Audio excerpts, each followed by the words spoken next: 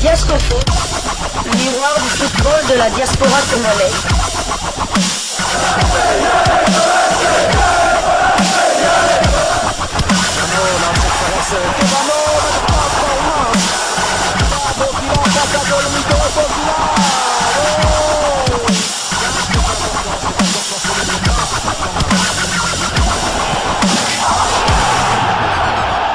Diasco Foot, le miroir du football de la diaspora congolaise.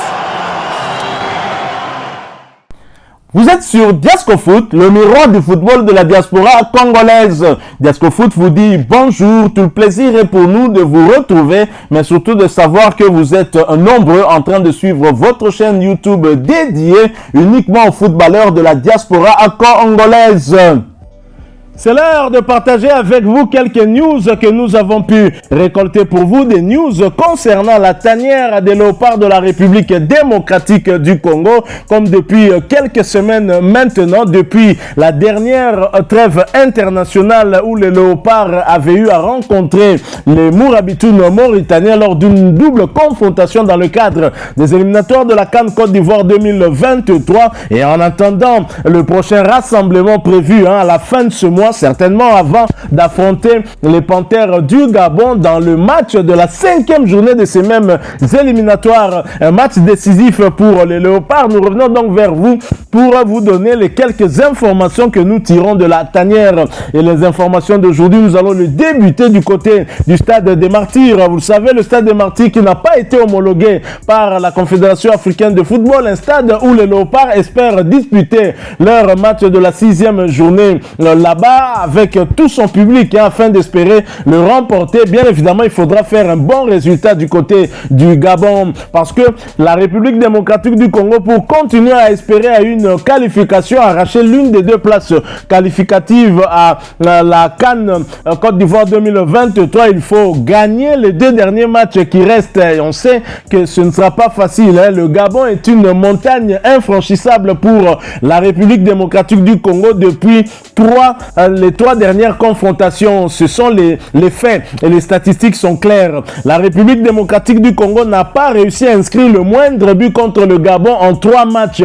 Et c'est le Gabon qui avait pris le dessus, inscrivant 4 buts contre la République démocratique du Congo lors des 2 dernières confrontations entre les deux pays. Rappelez-vous, c'était lors du match retour, match de la 5e journée dans les éliminatoires de la CAN Cameroun 2021 à Franceville, défaite des Léopards 3-0.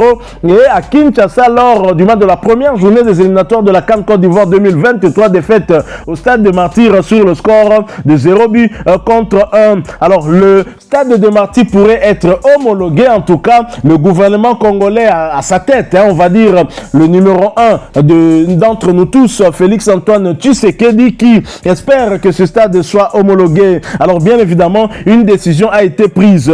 La fermeture du stade des Martyrs de la Pentecôte pour raison des travaux de sa réhabilitation, décision prise le vendredi 5 mai par le ministre des Sports et Loisirs sur instruction du président de la République Félix-Antoine Tshisekedi Tshilombo. Les autorités du pays tiennent à l'homologation de cette enceinte sportive qui va accueillir dans les prochains mois les rencontres des Jeux de la francophonie Kinshasa 2022 et d'autres événements sportifs importants. Ça, c'est une information que nous tirons de lui-même, le ministre des Sports François-Claude Kabulo Mwana Kabulo. Le stade des Martyrs est donc fermé, il n'y aura plus d'événements là-bas et de toute façon, le championnat ici en République démocratique du Congo ne se joue pas. Et donc, nous sommes tout à fait d'accord que ce stade soit fermé en vue de sa réhabilitation et surtout en vue de son homologation. Nous savons bien sûr que les Jeux de la francophonie doivent se jouer ici en République démocratique du Congo au mois de juillet prochain,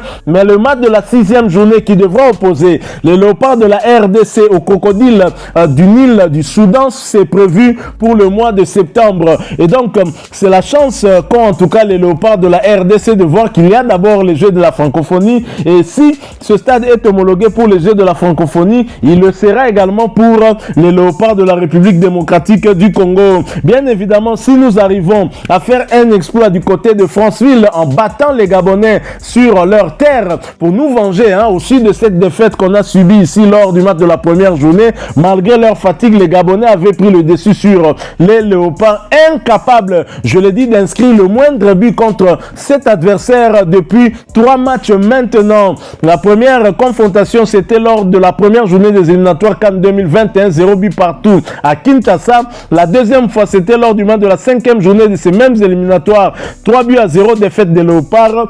Et la troisième fois, c'était lors du match de la première journée ici à Kinshasa, défaite des Léopards au stade des Martyrs sur le score de 0 but contre 1. Mais nous souhaitons que ce stade soit homologué afin de permettre à tous les Quinois, à tous les Congolais de venir nombreux au stade des Martyrs, le remplir et soutenir nos fauves afin que nous puissions arracher la qualification. Mais cette qualification passera nécessairement par une victoire au Gabon parce que nous n'avons pas 2 alternatives, on n'en a pas 3. Nous savons qu'il y a 3 résultats dans le football, mais pour espérer nous qualifier pour la CAN Côte d'Ivoire 2023, il faudra aller battre les Gabonais sur leur terre. Ça paraît impossible au regard de nos statistiques, de nos confrontations lors des 3 dernières rencontres, mais connaissant les Léopards, je sais que les Léopards se réveillent à un moment où on s'y attend le moins et nous espérons en tout cas que la victoire sera de notre côté. Alors c'est donc une bonne chose qu'on puisse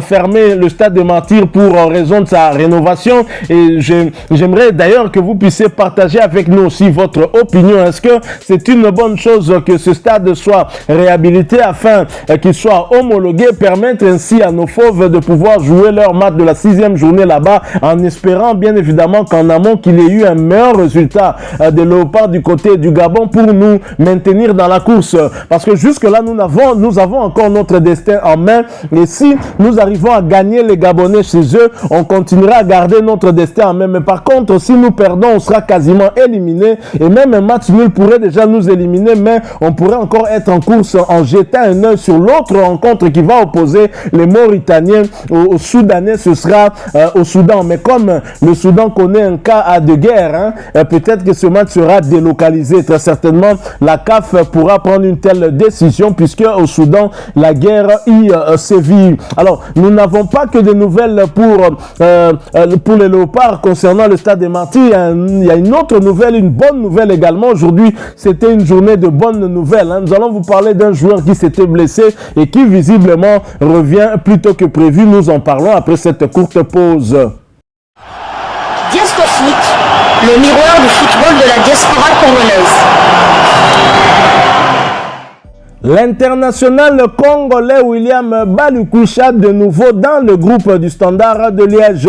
Sorti sur blessure à la 31e minute la semaine dernière, William Balukusha n'a donc rien de grave et il a pris part à des séances d'entraînement en prélude de la réception de la Gantoise ce soir sous le coup de 20h45 heure de Kinshasa. L'international congolais est dans le groupe pour prendre part à cette rencontre. Une bonne nouvelle pour la tanière de Léopard et surtout pour le sélectionneur-manager Sébastien Desabre. William Balukusha qui a été convoqué lors de la double confrontation contre les Mourabitoun mauritaniens et qui avait d'ailleurs même goûté à ses premières minutes avec les Léopards lors du match de la 3e journée à Lubumbashi, et bien de retour. Et William Balukusha qui est l'un des joueurs importants du Standard de Liège cette saison, le joueur âgé de 23 ans qui va avoir 24 ans le 12 mai prochain. William Balukusha a cette année disputé 34 matchs, dont 32 où il était titulaire. Il a eu à inscrire 6 buts et délivrer 3 passes décisives. William Balukusha a tout de même écopé aussi de 4 cartons jaunes et même d'un carton rouge. Au regard de ces statistiques, vous comprenez qu'il s'agit bien d'un joueur très très important, en tout cas dans le dispositif de son équipe, le Standard de Liège.